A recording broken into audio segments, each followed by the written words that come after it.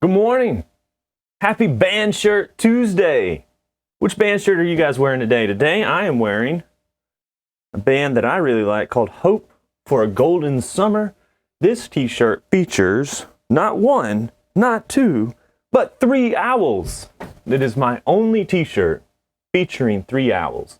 And in fact, maybe the only t-shirt that I have ever seen that features 3 owls. Maybe there needs to be more owl t-shirts. Maybe we should have Owl Shirt Tuesday.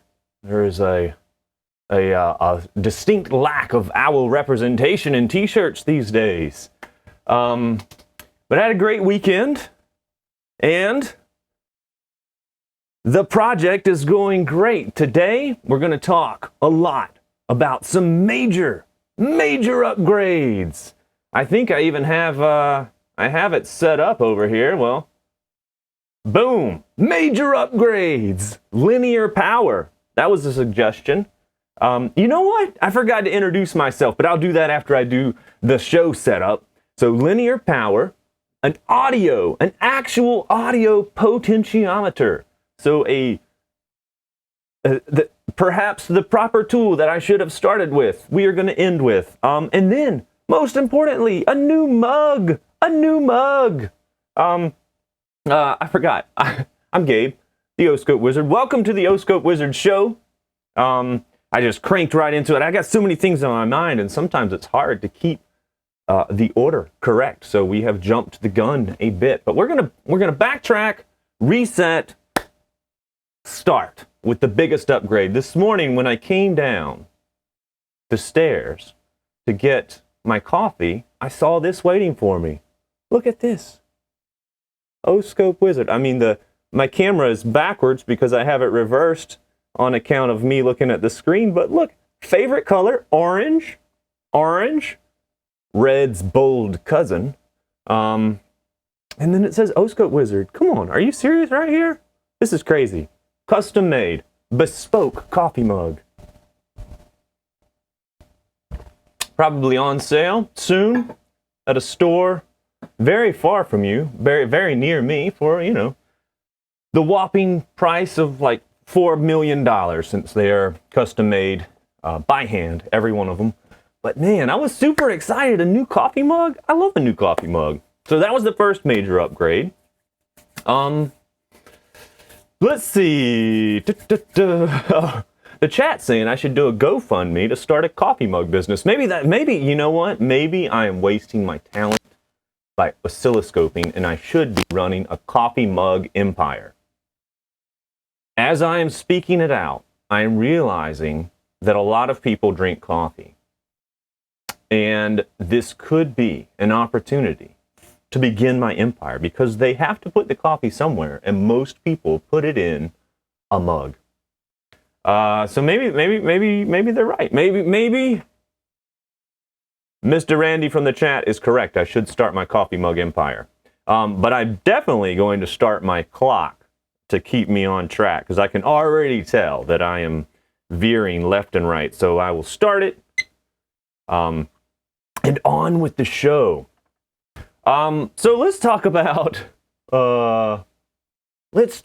linear power. So that one of the suggestions, because one of the problems that we have been struggling with in our amplifier, you'll notice the amplifier yanked out of the box because folks, we're getting close to the finish line of a working amplifier, and I'm painting the box. So hence I pulled all the stuff out of it so that I could paint it. And we'll see what kind of a painter I am. I must say, don't get your hopes too high. Don't get your hopes too high, because my painting skills are lower than my oscilloscope skills.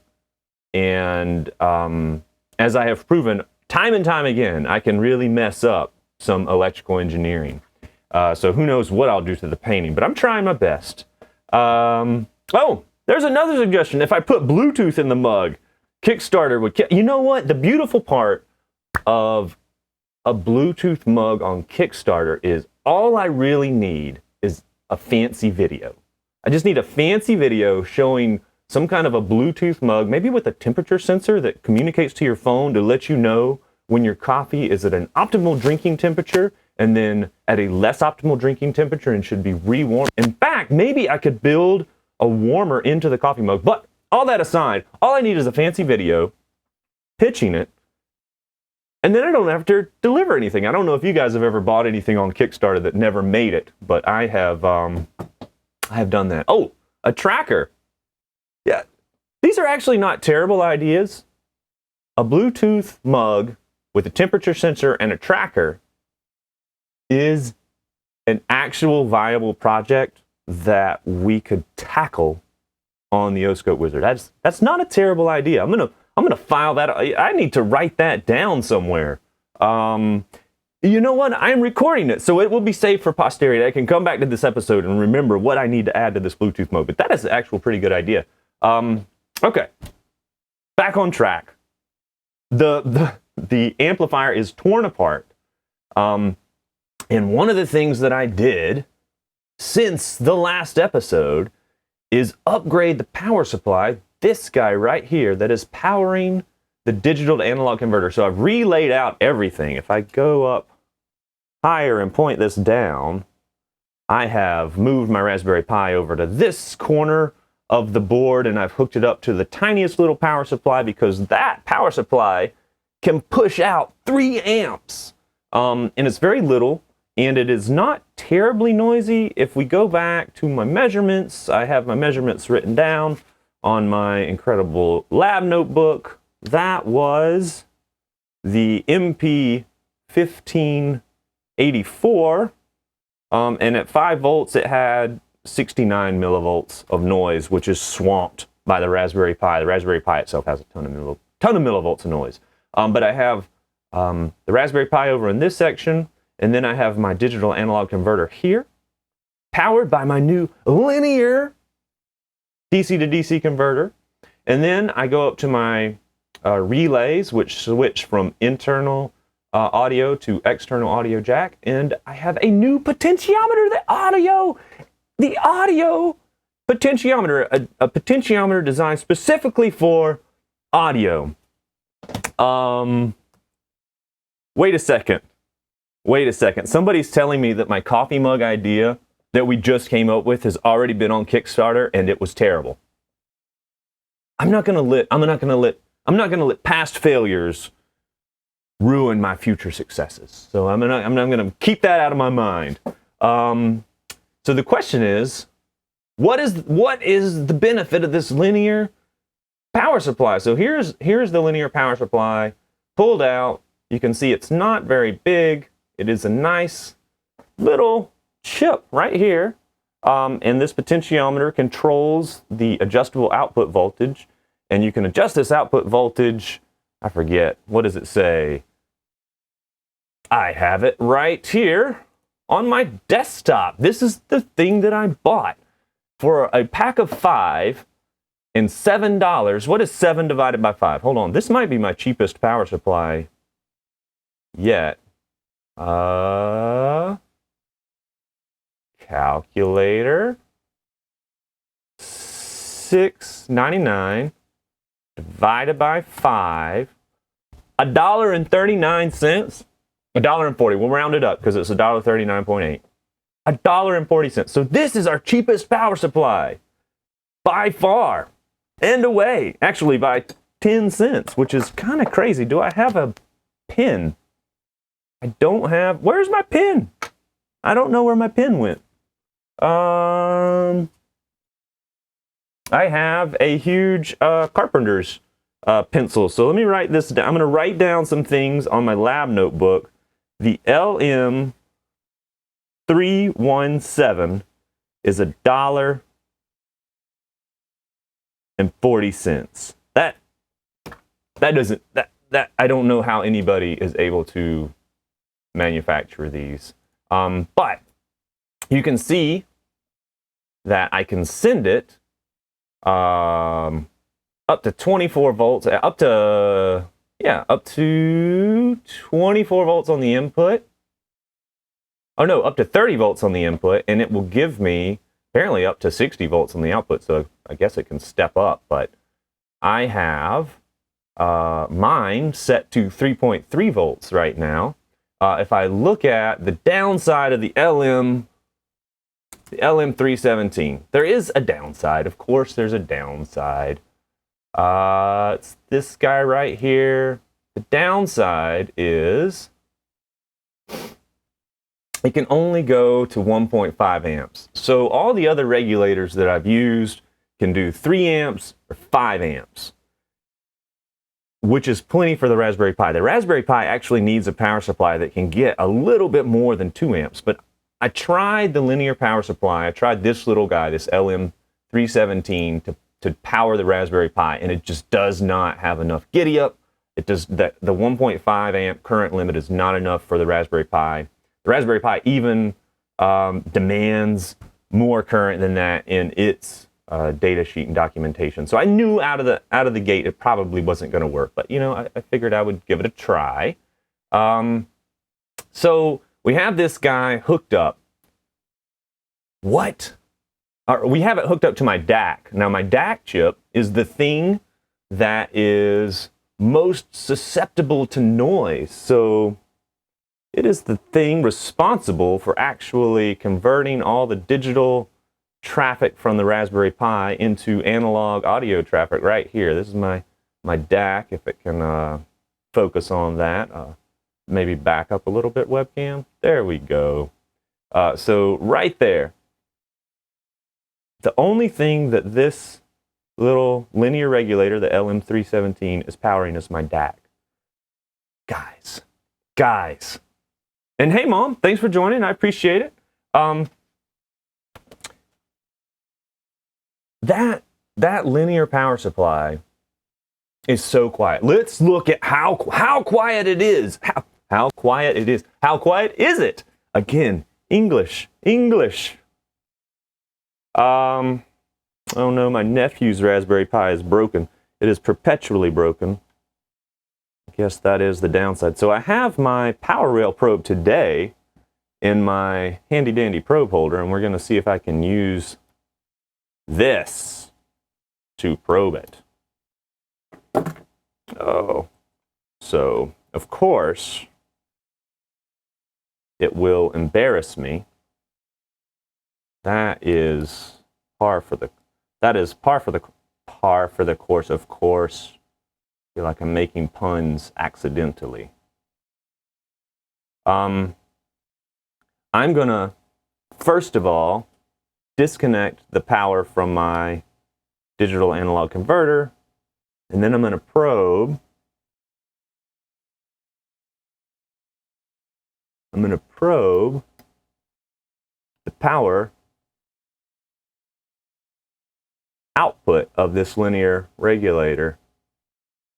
Okay, we have the probe hooked up. Let's see if I can get a good shot of it so you can see exactly. There you go. Well, the probe's kind of in the way. Get out of the way, probe. There we go. You can see that I have the business end of the probe plugged into the positive side of the regulator and the ground side plugged into the negative side of the regulator.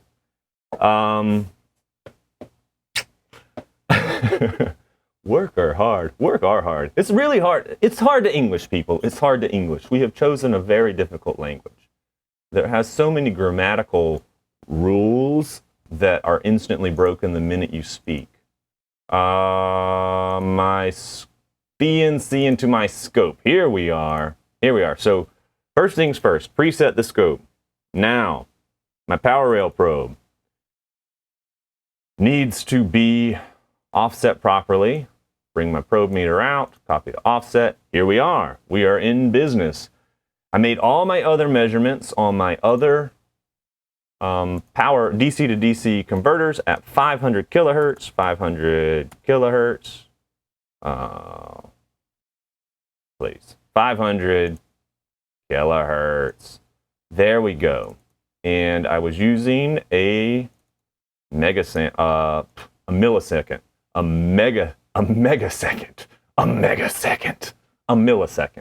I don't know what a megasecond is. I don't think that's a real thing. It's probably mathematically real, but nobody's using megaseconds. Look at this. I'm down at 4 millivolts of division, let's make a measurement. Peak to peak. Bada bing. Oh, turn on some statistics. Bada boom.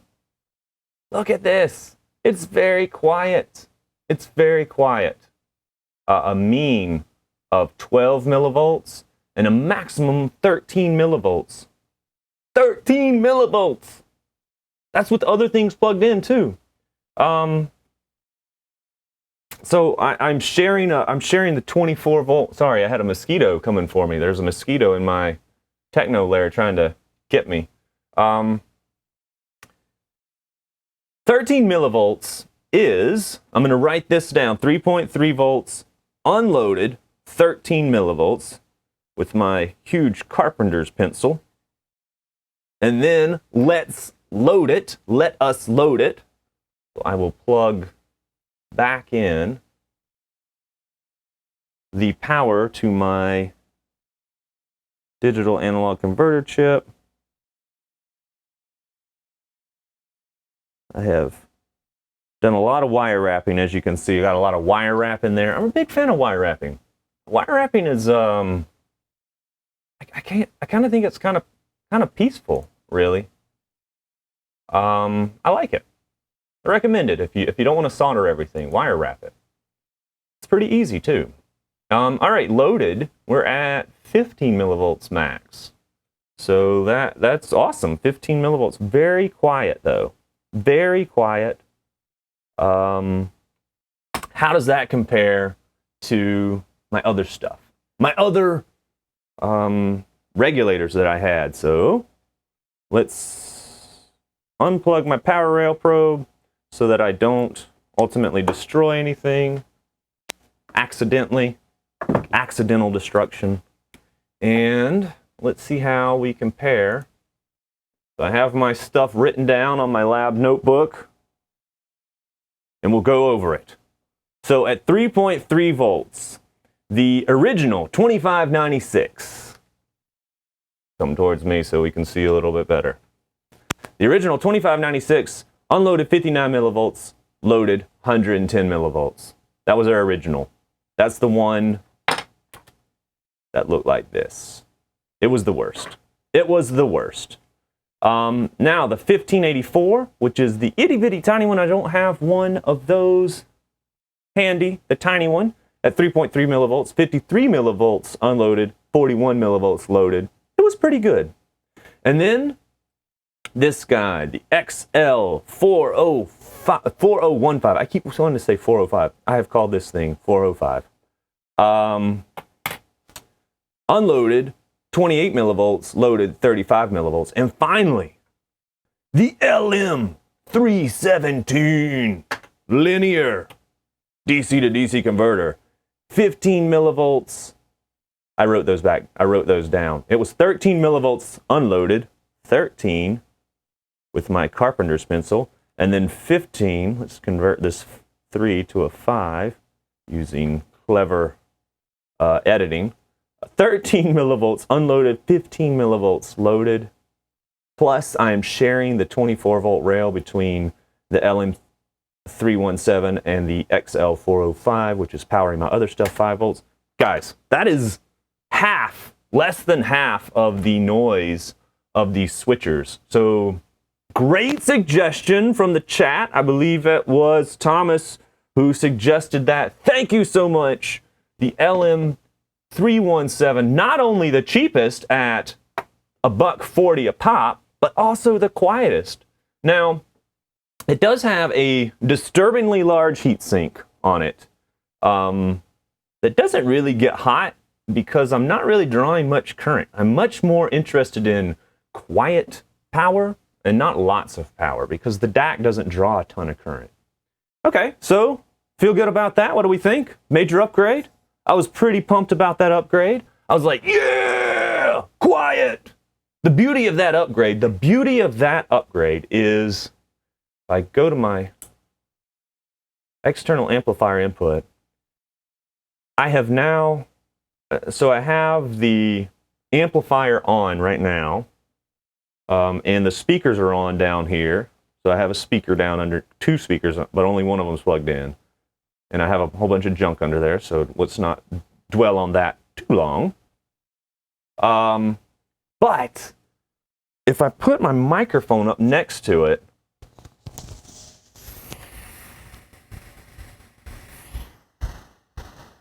I mean, it is not, it's not angry cicadas. If you follow me, there is I'm a very aural, not oral, but aural, A-U-R-A-L. My poor accent can't handle that. A person who likes audio, and the quality of that noise coming out of the speaker when you just have you know, an amplifier on and turned up to maximum volume, you have that hiss. The quality is perfect white or pink noise, which is awesome. That means the switcher is not only quiet and adding very little noise, but the noise it is adding is broad spectrum. It's not peaky, and I can't hear what sound like grumbling, angry insects in my speakers. So big upgrade there. Now the other big upgrade was a new potentiometer. So let's get to where we can see, and I want to talk about my upgraded potentiometer really quickly. If I can, there we go. So before we struggled with so many potentiometers. We had potentiometers coming out of our ears. I had this one originally, which is a nice 2-channel 100 kilo ohm potentiometer, but it was linear and it was not able to handle the maximum voltage levels that were coming into it. So it would cause it to do weird things to the audio. It would overdrive, it would clip. That was a bummer. But my Google search for dual channel digital potentiometer, #1 hit, so I bought it. You know, you live and you learn. And then I got the 10K version of that. Same problems though, it clipped, couldn't handle the voltage levels. Then I got these guys, logarithmic audio potentiometers, I2C, very little, but they're single channel, so you needed 2 of them. And they never had a complete off. Like they didn't ever turn the volume all the way off. Then I got an audio potentiometer, the DS1882. This has 2 problems. A, I can't solder it. I think I fried 1, 2, 3. I fried 4 of them before I gave up. But I could not solder this TSOP package for whatever reason. I don't know why. The other problem that it had is it requires a negative voltage supply. So it not only wants a 5 volts rail, but it wants a negative 5 volts rail. And I didn't want to have to buy, I didn't want to have to engineer a negative rail. So here is a TSOP package. And I was really struggling to solder this. It is pretty little. And I kept A, shorting the leads, and I think B, using too much heat. Because I've said before that I use my soldering iron basically like a volume knob, and I just like all of the power of Grayskull into this little guy. But since this part this part required a negative power supply, I did a little bit more Googling, and I found it has an equivalent part, the DS1881, and it comes in an SOIC package. They actually all come in an SOIC package, but I did not realize that. You live and you learn. I'm doing a lot of learning. Yeah, there's some suggestions. Flood the pins, flux it, use wick to remove the excess, leave behind. Yeah. That is true. My problem is I think my soldering iron was just too hot. Now, I have since turned it down. I have turned it down, which has helped quite a bit. Holy moly. Holy moly. 5 minutes remaining! We probably will have only 5 minutes remaining, but I did want to get into this DS1882 81. So look, dual, NV, non-volatile. So it remembers what you wanted it to do last time. Dual, non-volatile, audio, taper, digital, potentiometer. Those feel like all the right words. And I hope it works. I haven't actually tried the potentiometer for audio, and I was going to do that in front of you guys. But it seems to have all of the things that I want. It's I2C. It's got 2 potentiometers in one package. It goes up to 45 kiloohms. It's logarithmic, which is desirable for a audio volume knob. And it doesn't require a negative voltage rail. So I have it wired up on my board. No negative voltage rail required. Yay! It's over here. It's right here. I have it flipped upside down because the wiring was a little bit easier for the wire wrap, but I have all of the things connected, including my I2C pin. And now I'm going to actually measure the potentiometer as I turn the knob to see, does the resistance change? Because that is the most important part. Let us connect to the wiper of one side and the high of one side. So I need to connect to those pins. I need to consult the data sheet. So I want to connect to wiper 0 right here. Wiper 0, pin 6, and then pin 8. That is the high 0. So that's the first potentiometer. We'll see if I can do that with the part being upside down. I think I can. I think I can. I'm like Thomas the Tank Engine. I think I can. I think I can. I think I can. So it's on the ground side. Ooh. Wiper is pin 6, so right here. There we go. And then high is the last pin right there. The end.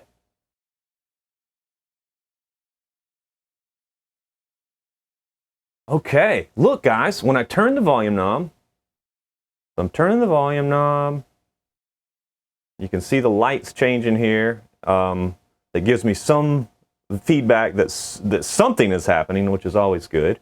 But if I look at my multimeter over here, as I turn the volume knob, look, the resistance is changing. Huh? All right, so I'm at minimum. This would be minimum. I might have to adjust this, but 183 ohms minimum, and then if I go all the way up, you can see it starts going up really quickly, and then it kind of tapers off, which is the logarithmic effect. So you go up fast and then kind of taper a little bit, up to 43 kiloohms, and this says 45 kiloohms. So I'd say we're pretty doggone close. This is gonna work. This is gonna work. So I'm gonna, for the next episode, I am going to hopefully put this back into a box that is painted.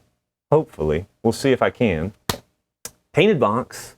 I am going to hook the potentiometer up to the amplifier so that it can actually control the volume instead of pretend control the volume. And I am going to enjoy the benefits of a beautifully built, homemade, DIY, Sonos style, Raspberry Pi based amplifier. The quest hopefully will be complete and we will have beautiful, beautiful sounds for our ear holes to all enjoy.